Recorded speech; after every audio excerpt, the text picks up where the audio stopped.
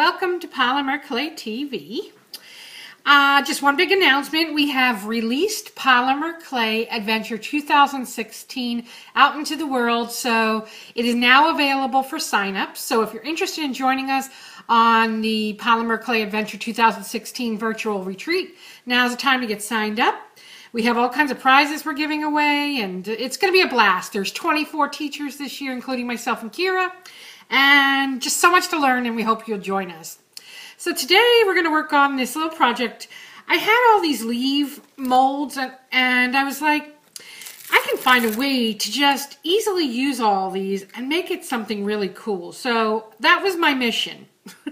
To use all my different, or a few of my different leaf molds and make something really cool out of it. So I'm going to show you how I made this pendant, but let me just tell you the few things I'm going to be using. This is the forest leaves, and you've seen that one probably before with the fairy, when I did the fairy door project, which is the fairy door. So we're going to be using this as well. We're not going to be using the fairy door, but we're going to be using the mushroom and this little piece over here. So that's those, and I've got the maple leaf mold. We're going to be using that. And I've got this other leaf mold. It's called Falling Leaves. And then, as you can see, I've got a ton of pan pastels sitting around me. So I'm going to use a lot of pan pastels. You know, this is the thing, and I purposely left the back open so you can see this. This looks like I used a bunch of different colors and started off probably with a brown clay or whatever. Well, that's not the case. The clay started off Spanish olive green. So I left this open to show you how I just pieced it together, but I'm going to create a back for this so that it looks nice and finished. But I just wanted to be able to show you that really what it is just a series of pieces from the different molds I just showed you that I've then created this really cool pendant with. And it was super easy to do. It was just a matter of playing around with the different pieces and adding them together and adding some pigments and pan pastels and stuff. And so, you know, it all just came together, and I thought it was so whimsical and fun and perfect for this time of year of fall where all the leaves are changing and it's getting beautiful outside. So anyways, let's get started. I already actually pre-molded the pieces we're going to use. And so here they are, and this is how I started before with this Spanish olive color. That's all it was. And let me put this here so we can follow along with that. I remember starting with this big maple leaf. So I just started by placing that there, and then I came and I pieced these on the side. So that's how I basically started the pendant. So it was just a matter of overlaying and piecing, you know, and blending together so that, you know, it looked like it went together and it wasn't just a bunch of pieces thrown together. So you get my gist. So, you know, you can do whatever you want. I'm just showing you how I did this piece. Okay, and so maybe you can see in the back here that I've just overlapped them on that. And then I came in with these two pieces. Okay, now those obviously are the maple leaf mold, but these here come off the forest, and I'm using this one right here.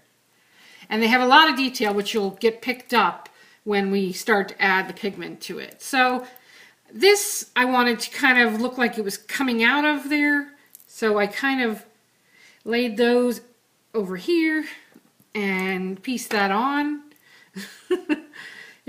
I'm trying to remember exactly how I did this, but this was pretty much the gist of it, because I wanted it to be angled so it laid really nicely on my neck. I'm not much of a jewelry wearer, but I'm going to wear this because I really like how it came out. I thought it was just so fun and whimsical. So you can shape it however you want. And then I believe I added these on next. Okay, so let me look here. And so these go to actually help hide some of that. And these come from the Falling Leaves mold. And it's this small one actually. Okay, so we pieced that there. And then to build this other part, let me move this one aside.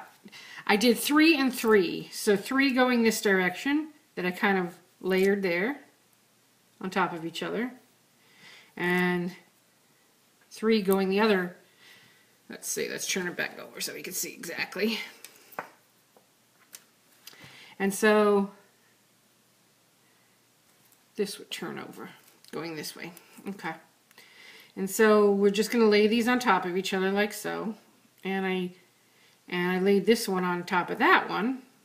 And this is to connect these behind here to kind of make a finishing point. And so I'm just layering them on. I made 6 pieces of them. And I'm working on this wax paper because I want to be able to pick things up and move it easily, and it helps me do that. So I can just lift it up and then kind of work it in, oops, to where I need to get it to go, which is probably about, you know, I could even overlap this a little more if I didn't want it as wide. It just all depends, you know, your personal taste. And I'm working upside down, so I can't really see what I'm doing. Let me look. This one's probably going to look a little different since I'm working upside down, but you'll get the gist. There you go. I like that. And so, let me turn this back around. Now after that, I had this piece here, which basically helps to all anchor it all and kind of finish it off. And that went there. And then this part of it becomes the loop that I can hang it with. See how I did that? And then I just used my finger to meld it on, which I'll show you. So again, we gotta lift it up. And just be careful when you're doing this because everything's not gelled together yet.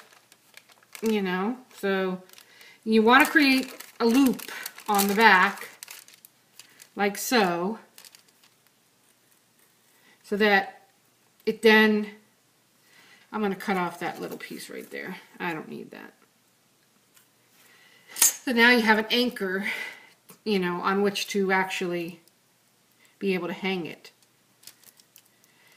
And so now let me line this all back up. So I distorted it a little as I was moving it around.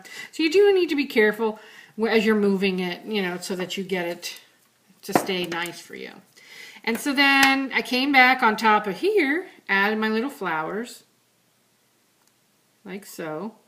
And these came out off of the fairy door. That's this part of the mold here. And I did make two different, two mushrooms. But when I worked on it in the house, I brought them out here and lost one on the way. So I got to make another one. So that again was also from the fairy door mold. And just condition your clay as you would any mold. Push it in.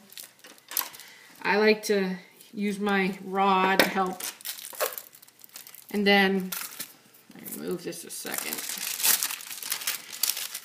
And then just shave it off with the extra, or however you decide to mold. And that looks good. So now I've got myself another mushroom. Real easy. And that's what I like about it. You know, I like that it looks so cute and it's so fallish. You know, I'm going to lift this up underneath here and that's where I'm going to place my mushroom. You know, it's just so whimsical and fun. And, you know, these would make some really cute gifts too. So there you have that. And then I just rolled up a little bit of clay and I stamped it like so with the word grow, and then just added some pan pastels. So let's just do that right now. Add some pan pastels so I can show you. And really that's just a matter, once again, of your personal preferences, what color combination you're going for. I wanted the green to be the background color. That's what I was going for, but I wanted it to be in shades that reminded me of fall. So I kind of picked those colors, you know, because when you're in fall, when it's fall time, you see lots of yellows and reds and you know, coppery colors, and so that's what I went with. And by the time I got done, it barely looked like they were green. It was originally green, as you can see from this piece. You know, look at the difference on this side versus this side.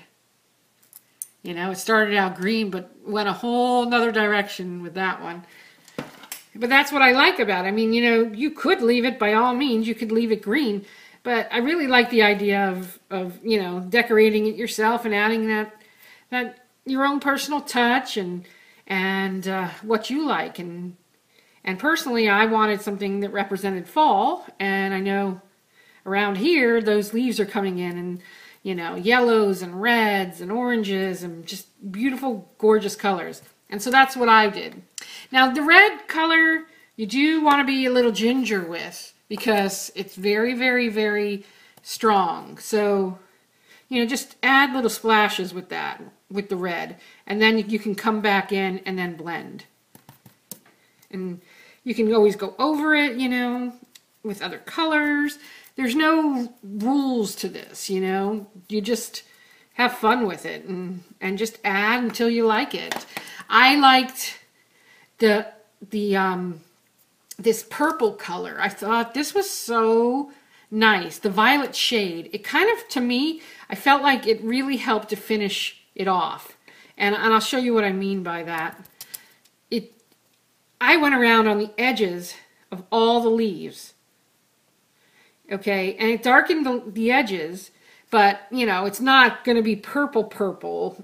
You know, it just gave it a nice look, I felt. So that's what I did. I went around all the edges on the whole piece with this purple color. And I thought it really pulled it all together nicely and made it look even more fallish. I'm working upside down, remember, guys, so I don't know exactly what I'm doing here. So, and then you could always come back and add a little more color to it.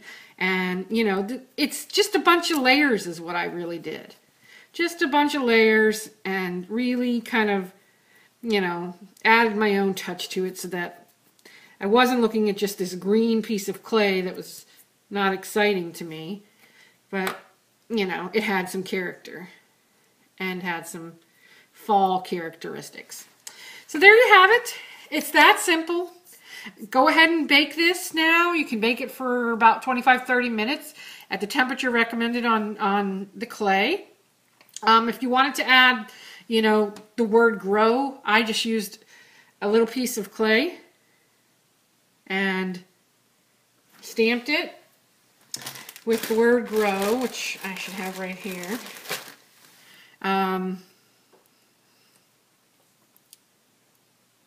And then did the same thing with the pan pastels so that it blended all in. So I just put the word grow right in there. And there you have it. Simple, super cute, and easy to do, but looks really, really nice. So have fun with it, and have a great day. Thanks for joining me.